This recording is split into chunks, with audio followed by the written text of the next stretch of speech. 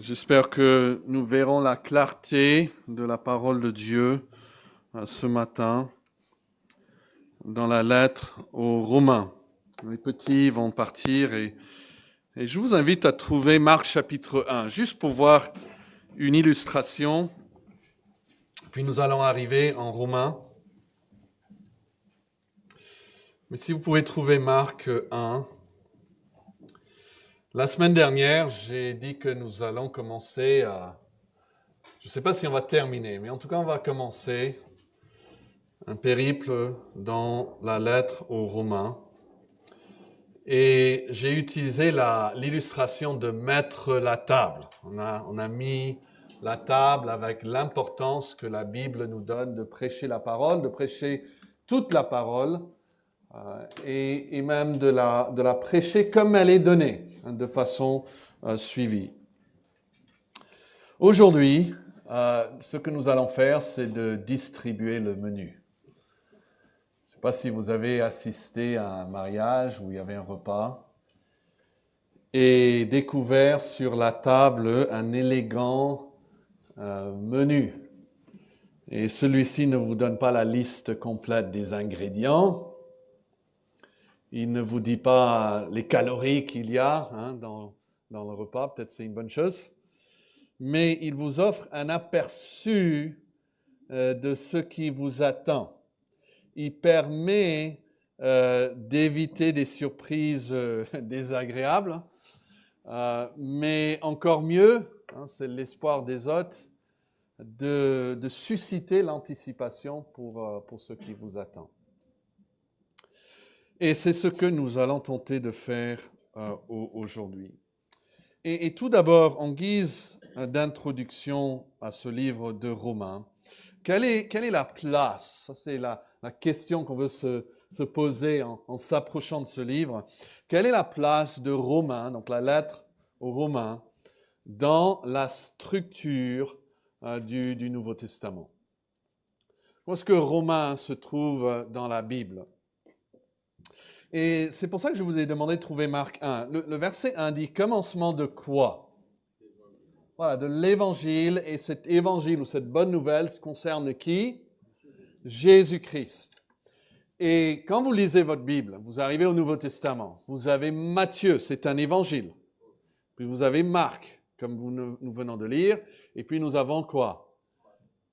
Matthieu, Marc, Luc, et puis Jean. On a 4 évangiles qui nous parlent de Jésus-Christ.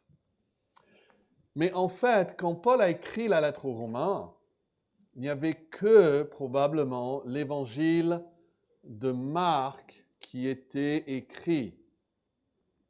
Matthieu, Luc seront rédigés bientôt après, mais ça prendra du temps pour que ces évangiles soient propagés dans les différentes églises. Et même l'évangile de Jean, vous savez, ne sera pas écrit avant la mort de Paul, des années plus tard. Donc pourquoi, dans le Nouveau Testament, il est structuré de manière à regrouper les évangiles et les placer en premier, même quand, par exemple, Jean a été écrit vers la fin de l'époque des apôtres? C'est parce que dans la providence de Dieu, sous le contrôle souverain même de Dieu, Dieu a eu sa main là-dedans. Notre Nouveau Testament est structuré par thème. C'est similaire en fait à l'Ancien Testament. Et dans les 4 évangiles, nous avons la présentation de la personne et l'œuvre de Jésus-Christ. La loi de l'Ancien Testament disait que c'est par 2 ou 3 témoins qu'une chose serait réglée. Et quand nous parlons de la personne la plus importante de l'univers, de l'histoire, la Bible ne nous donne pas 2, 3, mais en fait 4 témoins à sa personne et à son œuvre. C'est une présentation de Christ. Christ, c'est la personne la plus importante de la Bible. Pourquoi pas une biographie de Paul ou de Jean? Pourquoi 2? Pourquoi 3? Pourquoi 4 évangiles concernant Jésus? Parce qu'il est la personne centrale de notre foi et de les Écritures. Et puis nous arrivons après Jean à quel livre? C'est le livre des Actes des Apôtres. Et ici, nous lisons ce que ces premiers chrétiens ont fait avec ce qu'ils ont appris de Jésus et de son œuvre. Ils l'ont proclamé. Actes nous donne donc la proclamation de la personne et de l'œuvre de Jésus-Christ. Et géographiquement, les actes commencent dans quelle ville? La ville de Jérusalem. Et terminent dans quelle ville? On y reviendra tout à l'heure, hein, mais c'est la ville de Rome. Et on voit que même en actes, la nouvelle se propage. Ces deux ensemble forment la partie historique du Nouveau Testament. Après viennent ce que nous appelons les épîtres. Épître, c'est un mot qui veut dire tout simplement une lettre.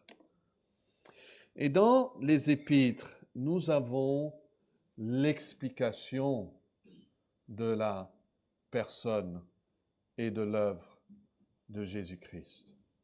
Nous avons la bonne interprétation de l'œuvre et la personne de Jésus-Christ. Parce que vous vous rappelez, quand les gens étaient là, devant la croix de Jésus, la Bible dit, hein, c'est en Ésaïe, mais qui parmi sa génération a vraiment cru?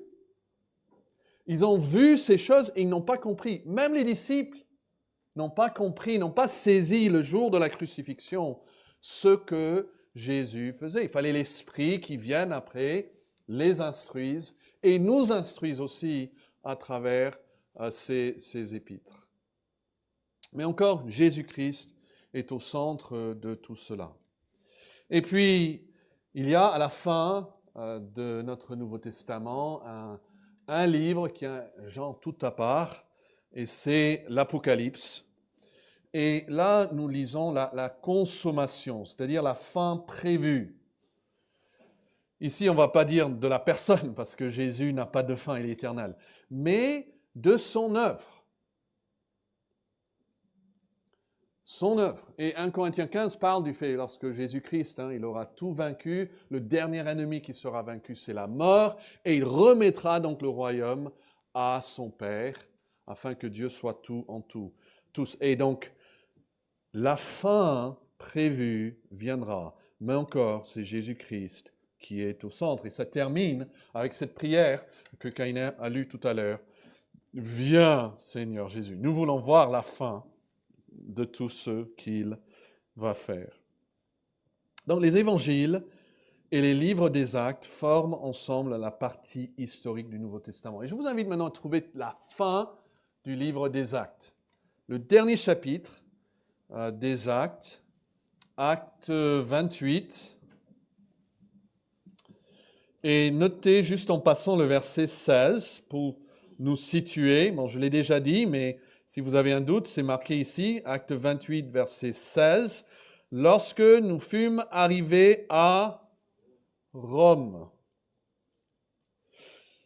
on permit à Paul de demeurer dans un domicile particulier avec un soldat qui le gardait. Alors, nous sommes à Rome. Et cela nous intéresse car nous explorons la lettre aux Romains. Et il faut comprendre que le passage ici décrit en acte 28 se situe plusieurs années après la rédaction de la lettre aux Romains. Quand Paul a écrit aux Romains, il ne les a pas encore rencontrés. En fait, si vous voulez savoir où se trouve Romains dans le récit des Actes, c'est plutôt au chapitre 18, lorsque Paul est à Corinthe. C'est de Corinthe, il parle même de son hôte, il le nomme un homme à Corinthe, qui va écrire à Rome.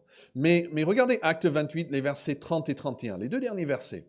Paul demeura 2 ans entiers dans une maison qu'il avait louée.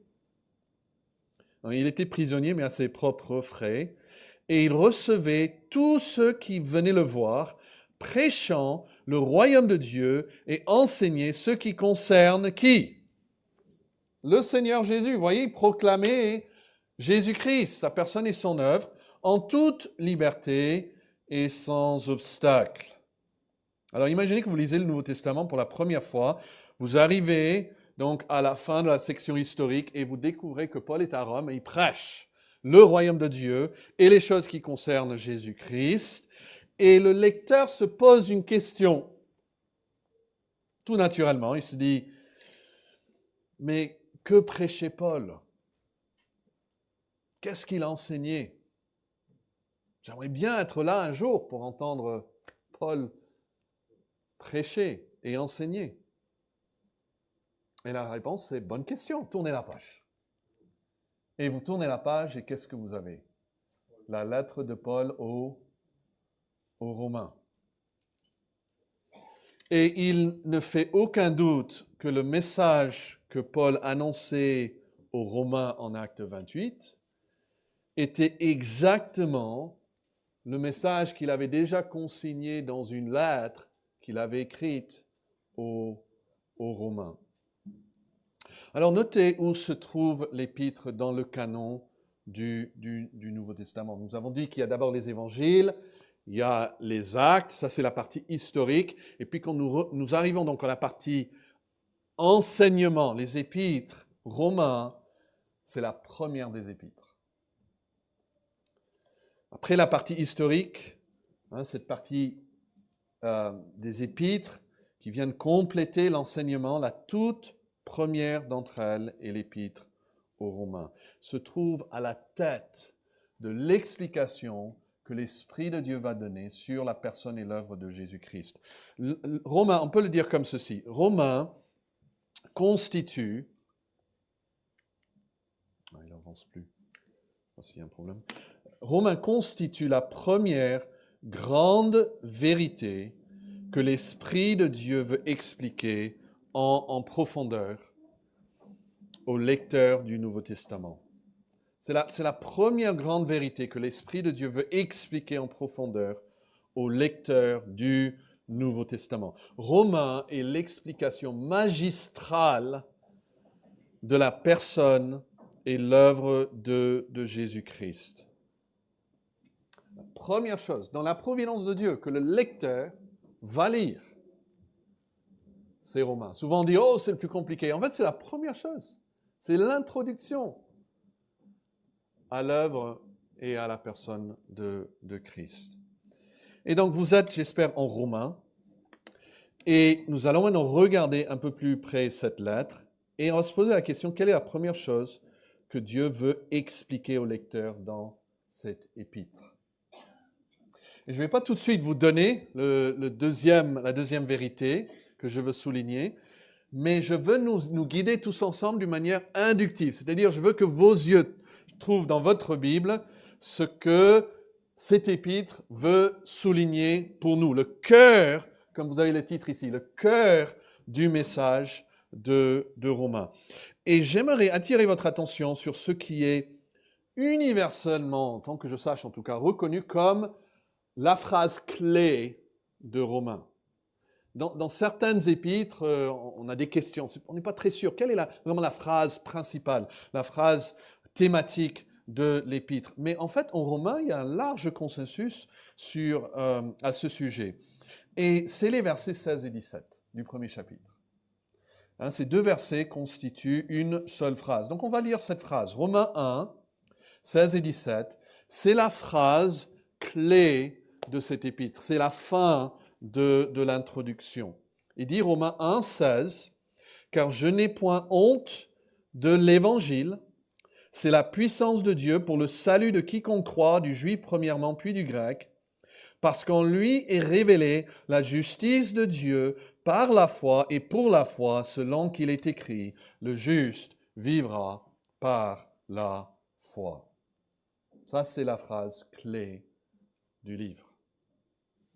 Notez comment il commence. « Car je n'ai point honte de l'évangile. » C'est ce qu'on appelle une litote. Une litote, c'est une figure de style qui consiste à dire moins pour suggérer plus. Donc, il y a quelques semaines, quand il y avait beaucoup de nourriture sur la table,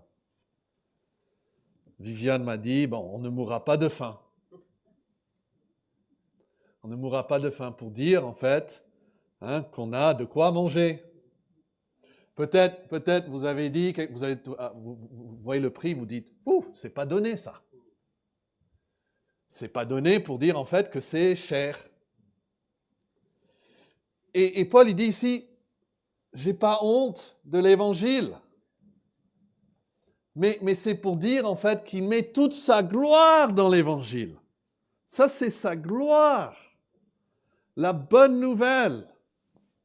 Pourquoi est-ce que c'est pour lui une gloire? Pourquoi est-ce qu'il n'a pas honte de l'évangile?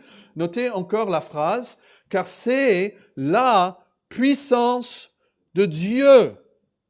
Pourquoi? Pour le salut de quiconque croit, que ce soit le juif, mais aussi le païen, le grec. Mais quel est l'aspect de l'Évangile qui est particulièrement significatif pour l'Esprit Saint dans cette lettre? Et c'est ici que Dieu veut que notre esprit se concentre même sur un concept très important. Regardez-le. Verset 17.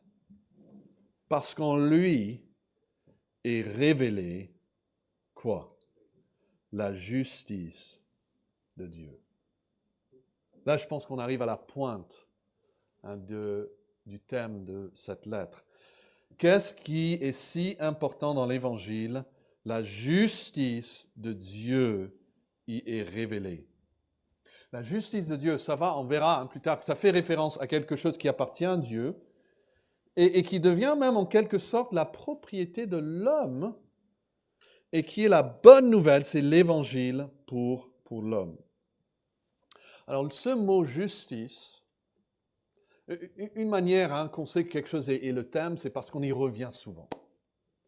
Et ce mot justice, il a une racine en grec et qui apparaît, si j'ai bien compté, 76 fois dans cette lettre. C'est énorme.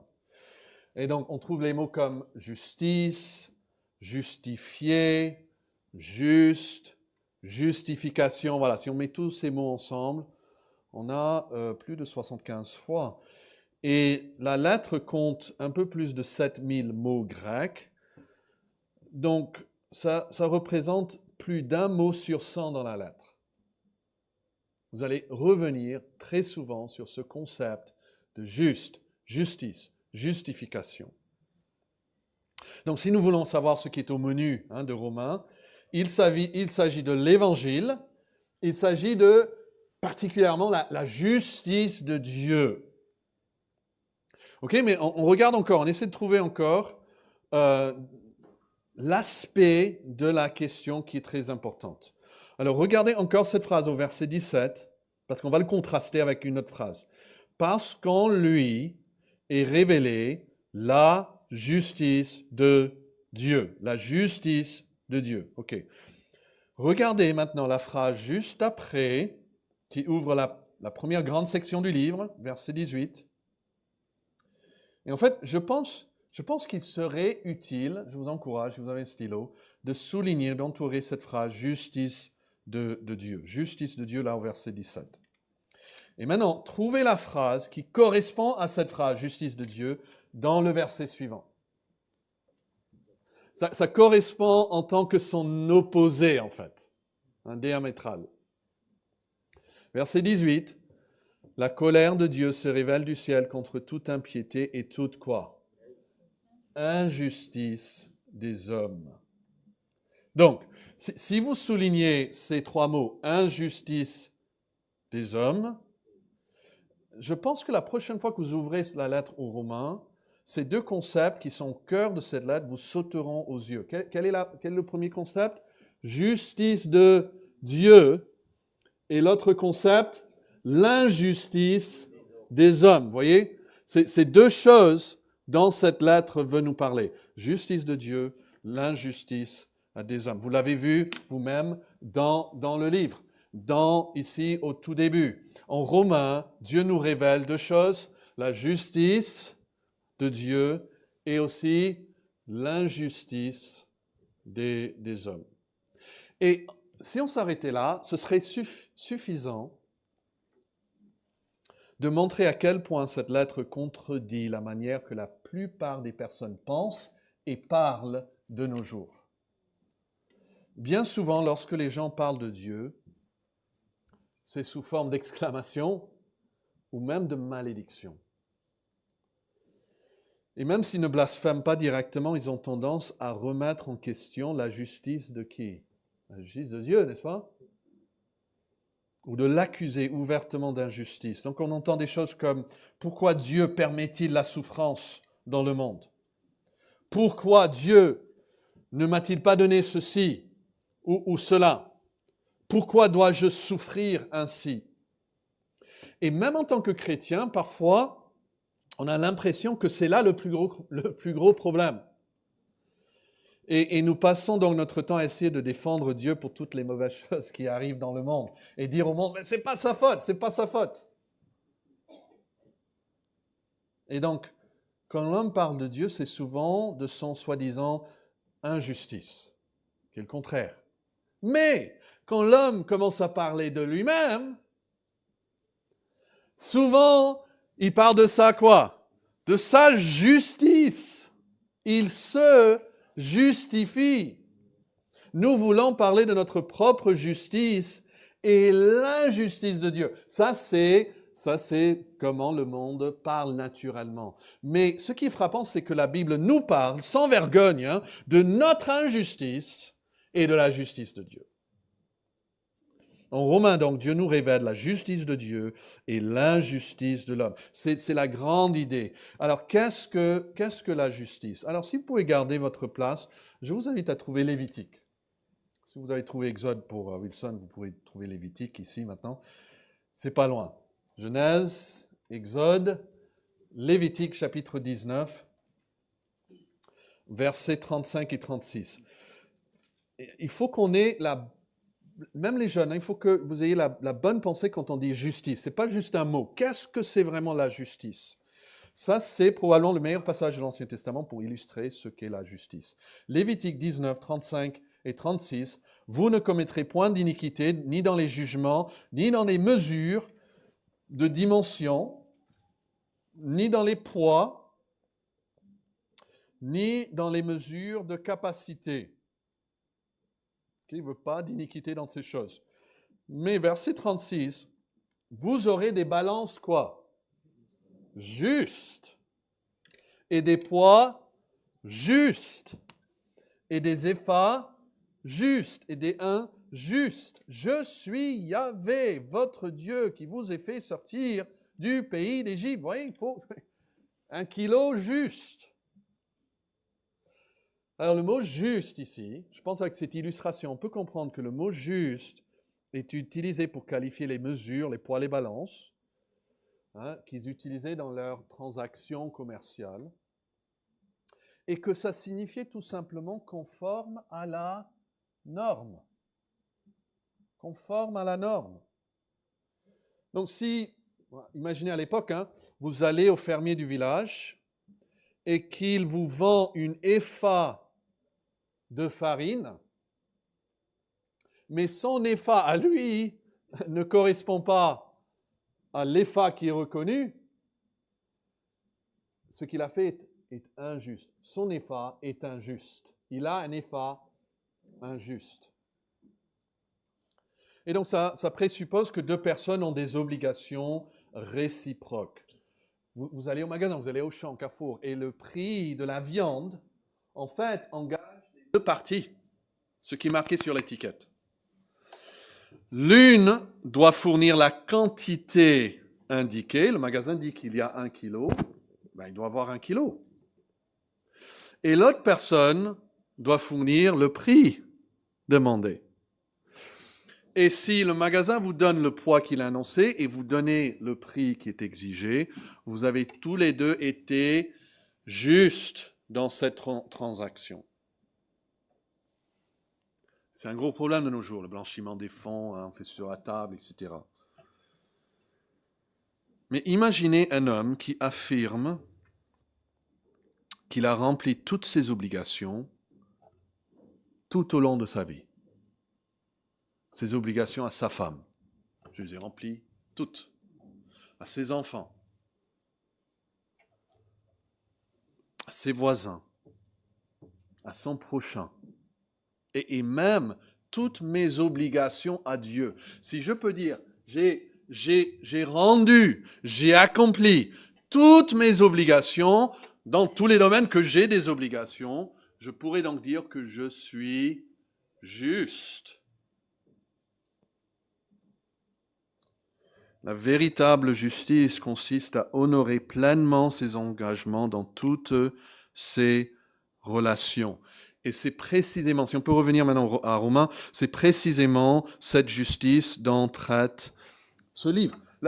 Romains est en train de nous dire que Dieu honore pleinement tous ses engagements dans toutes ses relations, que Dieu est absolument juste dans tout ce qu'il fait. Alors, qu'en est-il de l'homme? Ben regardez, vous êtes en Romains, j'espère. Regardez Romains 1, 21. On va voir si l'homme est juste. Car ayant connu Dieu, ils ne l'ont point glorifié comme Dieu et ne lui ont point rendu grâce. Est-ce que ça, c'est remplir ses obligations à Dieu? Regardez le verset 29, Romains 1, 29. Ça, c'est l'homme.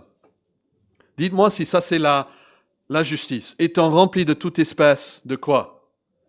Voilà le mot encore. Injustice, de méchanceté, cupidité, de malice, plein d'envie, de meurtre, de querelle, de ruse, de malignité, rapporteur, médisant, impie, arrogant, hantin, fanfaron, ingénieux au mal, rebelles à leurs parents, dépourvus d'intelligence, de loyauté, d'affection naturelle, de miséricorde. L'homme est injuste, selon Romains. Dans Romains, Dieu nous révèle donc la justice de Dieu et l'injustice de l'homme. Mais on doit aller un peu plus loin, creuser, si vous voulez, un peu plus, car nous risquons de mal comprendre cet épître si nous disons simplement que ça parle de la justice de Dieu et l'injustice de l'homme.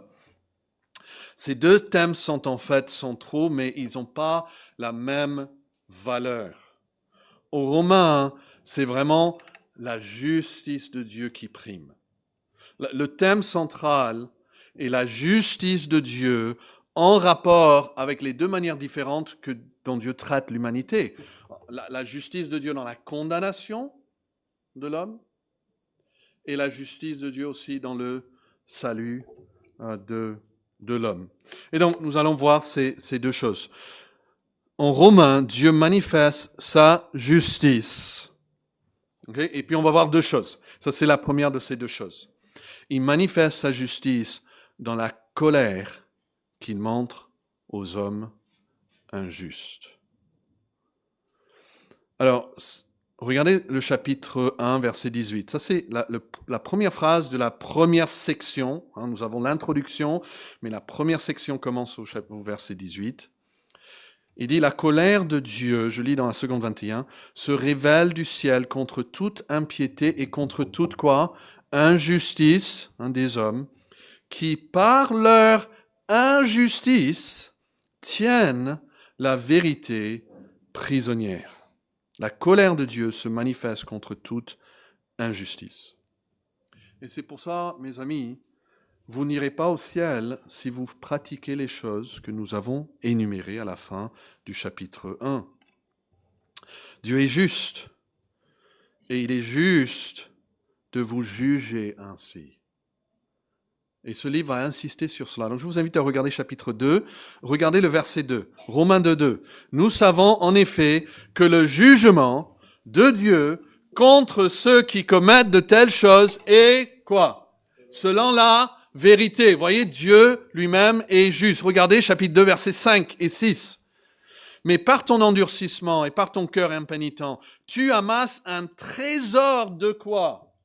De colère de Dieu, pour le jour de la colère et de la manifestation du juste jugement de Dieu. C'est un jugement de Dieu qui est juste et qui rendra à chacun selon ses œuvres qui sont injustes. Regardez Romains 2, verset 11. Car devant Dieu, il n'y a point de favoritisme, il est juste. Regardez le verset 16. C'est ce qui paraîtra au jour où, selon mon évangile, Dieu jugera par Jésus-Christ les actions secrètes des hommes. Continuez dans la lecture. Regardez Romains 3 et regardez le verset 4. Loin de là, que Dieu au contraire soit reconnu pour vrai et que tout homme pour menteur selon qu'il est écrit, afin que tu sois trouvé quoi?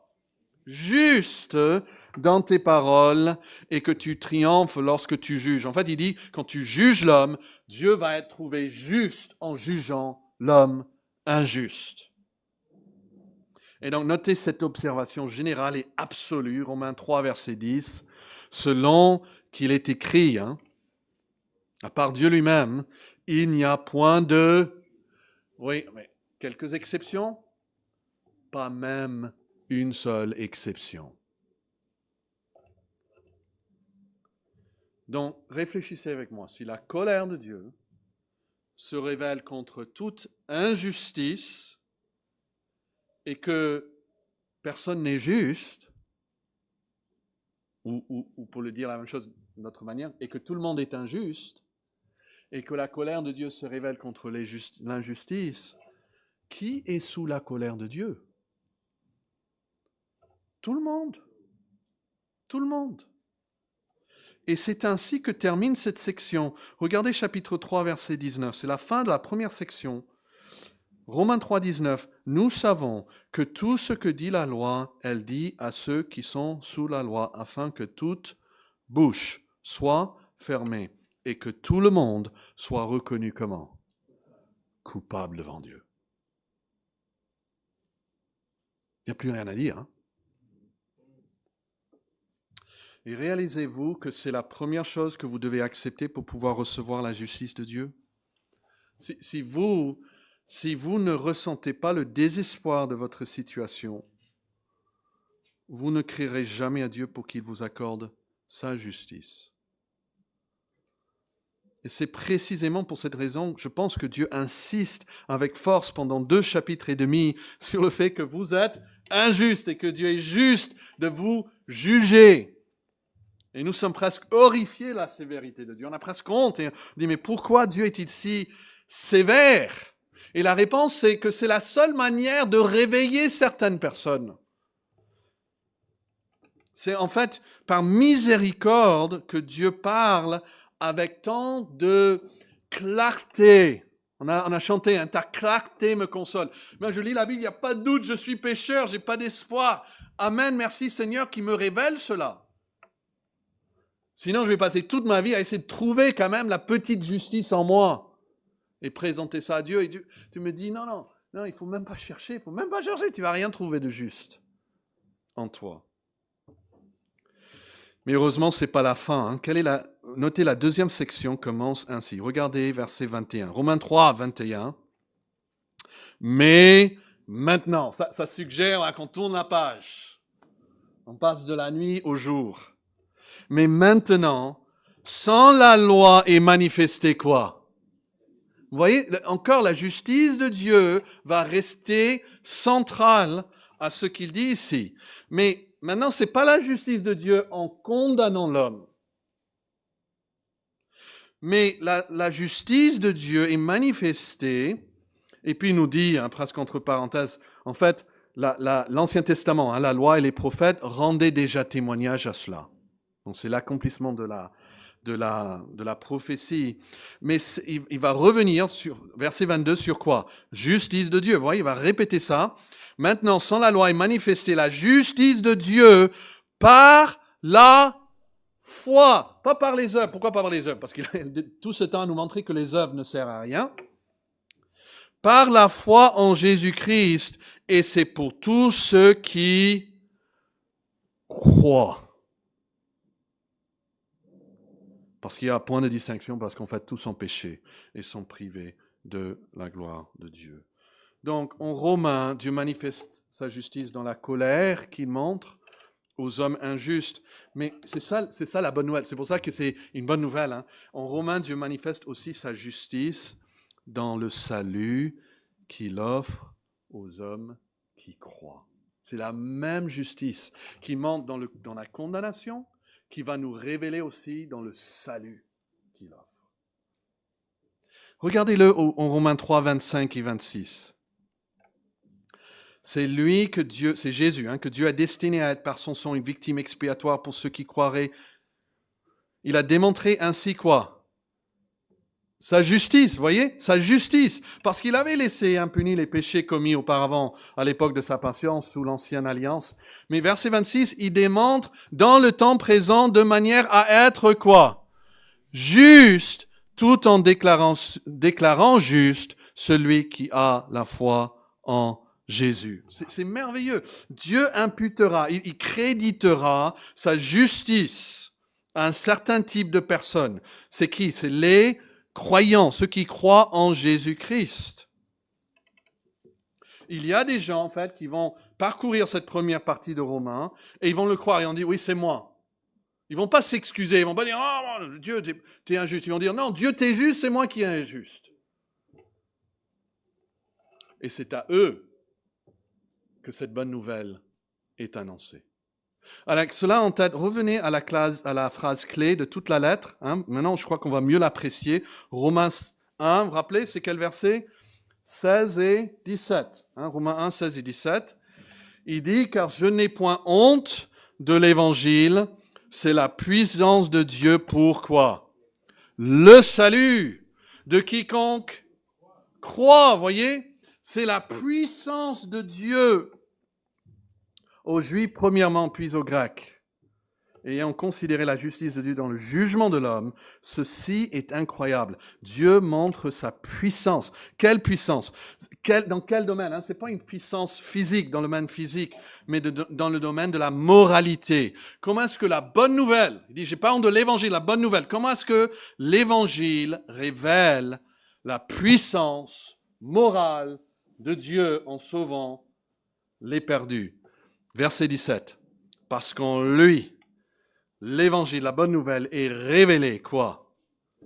La justice de Dieu par quoi? Par la foi, pas par les œuvres. Et pour la foi, selon qu'il est écrit, cette citation d'Habakkuk, le juste vivra par la foi. En Romains, Dieu manifeste sa justice donc dans le salut qu'il offre aux hommes qui croient. Et remarquez Romains 5. On va juste terminer avec cela, la fin de cette section, cette deuxième section. On ne va pas regarder les autres sections, mais la première section parle de sa condamnation de l'homme pécheur. Deuxième section de ce salut qu'il offre d'une manière juste. Et on arrive à la fin de cette deuxième section, Romains 5, 20 et 21. Il dit, Romains 5, 20, « Or la loi est intervenue pour que l'offense abonde, mais là où le péché a abondé, quoi? » On aime bien ce verset, la grâce a surabondé. Et puis notez la suite. Afin que comme le péché a régné par la mort, la grâce règne. Mais comment est-ce que la grâce règne? Parce que c'est ça qui est important. La grâce règne par la justice. Elle règne. Grâce de Dieu est une grâce juste. Et en fait, si on met nos œuvres dedans, et Dieu regarde même une seule œuvre, même ma meilleure œuvre de toute ma vie, et il regarde cette œuvre, il ne peut que me condamner. Parce que même mes justices n'ont aucune valeur devant lui. Mais s'il met tout ça de côté, s'il met Jésus comme victime propitiatoire, s'il regarde la justice de Jésus s'est créditée à mon compte, il peut me montrer la grâce. Même là où mon péché a abondé, sa grâce surabonde et sa grâce règne par la justice pour la vie éternelle par Jésus-Christ, notre Seigneur. Plus le péché est grand, plus la grâce est grande. Et il le fait d'une manière juste. Rappelez ce que Jésus a dit à un pharisien, lorsqu'une dame de la rue est entrée et lui a lavé les pieds. Il a dit, ceux qui aiment le plus sont ceux qui sont quoi? Ceux qui sont pardonnés le plus. Et le problème souvent avec nous, c'est que nous ne nous rendons pas compte du gouffre duquel nous avons été tirés. Et nous verrons plus sur comment obtenir ce salut d'un Dieu juste. Mais vous avez vu ce mot, la foi, la foi. J'aimerais juste poser cela pour terminer, parce qu'on ne sait même pas si on se retrouvera la semaine prochaine. Peut-être vous irez déjà en éternité. La Bible vous dit, Romains vous dit que si vous vous fiez à vos œuvres, Dieu révélera à vous et à tout le monde que vous êtes injustes. C'est clair, c'est clair. Mais si vous venez à Jésus-Christ, le Fils de Dieu, Dieu peut vous sauver tout en restant juste lui-même. Et cette lettre nous éclaire sur notre véritable problème et l'unique délivrance qui nous est offerte. Jésus-Christ est notre sagesse. Et je vous invite à prendre le numéro 160 et on va chanter la deuxième strophe. Je vous donne les paroles ici. Et la quatrième strophe. Jésus-Christ, ça c'est le témoignage du chrétien. Il est ma justice. Je ne donne pas ma propre justice à Dieu. Jésus est ma justice. Dieu, avec Jésus, si je suis en Christ, Dieu peut rester juste tout en me justifiant, moi qui suis pécheur. Parce que j'ai trouvé en son sacrifice paix et pardon, pas par les œuvres, mais par la foi. J'espère que c'est votre témoignage.